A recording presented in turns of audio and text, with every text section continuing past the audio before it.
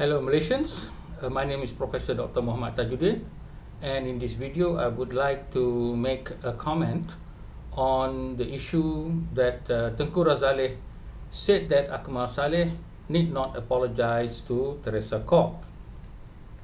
Now, ladies and gentlemen, the issue here again is the spat between Akmal Saleh and Teresa Kok over the Halal certification issue, of which now the cabinet has actually will not follow what Jakim's recommendation about halal certification being required for all eateries, including those of the non-Muslim.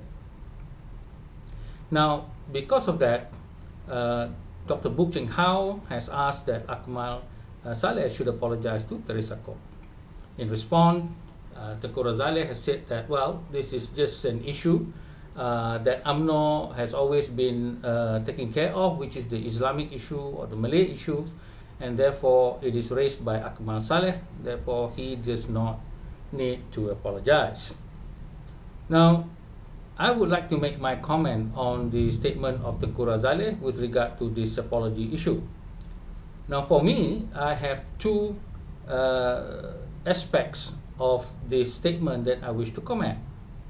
Now, on the one hand, Tengku Razaleigh was right that Akmal Saleh need not apologize because he is being what UMNO was set up to do, to take care of and to defend the Malay and Islamic rights in this country. So rightfully so, he has raised the issue. Even though the issue was not in his favor, it is still valid for him to raise the issue, and there is no apology warranted. Now, for me, I agree with this, that Akmal Saleh need not apologize because he was just doing his job. Now, on the other matter, I wish to disagree with Tengku Razaleigh with regard to this apology concerning the idea that Akmal Saleh had called Teresa Kok Nyonya Tua.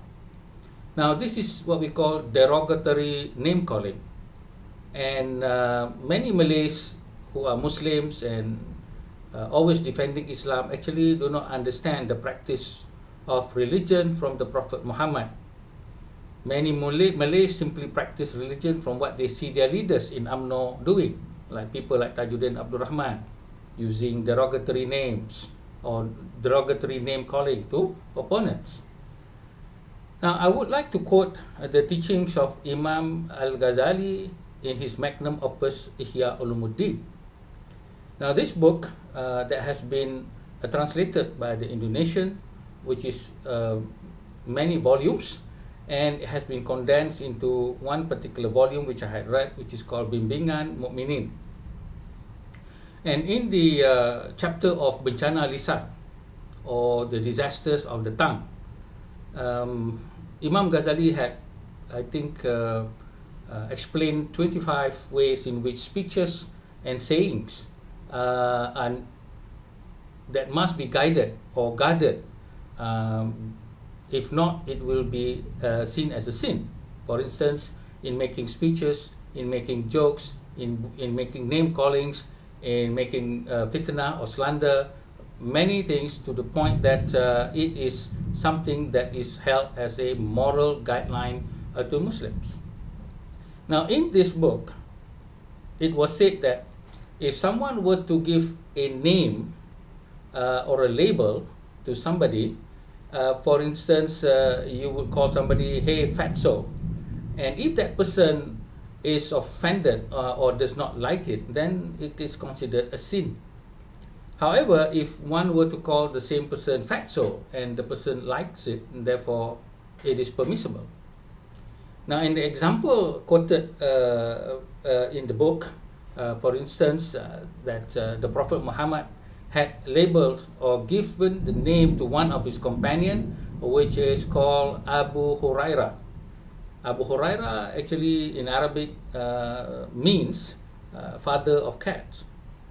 Now, with this name, it was given by the Prophet to the companion who loved cats and kept them, and this is something which the person himself was happy to have that name, and it is related in many hadith that Abu Hurairah said so and so, Abu Hurairah said this and this, to the point that today I even do not know the real name of Abu Hurairah, because it is being used extensively and the person is okay with that name.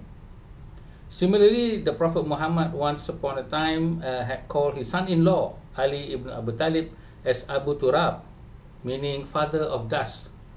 Now, the occasion was when the Prophet was looking for him and asked his daughter Fatimah, who was the wife of Ali ibn Abu Talib, where was your husband? And then he was pointed to the mosque, and then he found Ali sleeping, and dust was covering his body, and so he said, "Wake up, O Abu Turab." And Ali received this name with fondness, and therefore it is permissible to do so. And so the rule here that was created by the ulama, that you can use name calling or labels to a person only if that person is comfortable with it. If that person is not comfortable and you actually use it also, or regardless, and therefore you need to apologize to that person in order to eliminate the sin in this world and in the hereafter. So an apology is required in order to, as I said, cleanse the act of calling or using a derogatory name to the person that is intended. Now, in another occasion, the Prophet Muhammad had even forbade the Muslims from using bad names or labeling even the infidels or the unbelievers who had fallen in battle. He did not want them to use these names to these fallen enemies in order so that the families of the enemies are not offended by the name calling.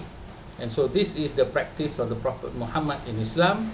Now, I do not know what the practice of UMNO is, but it's certainly not Islamic to allow and not apologize after such name calling has been given to another person.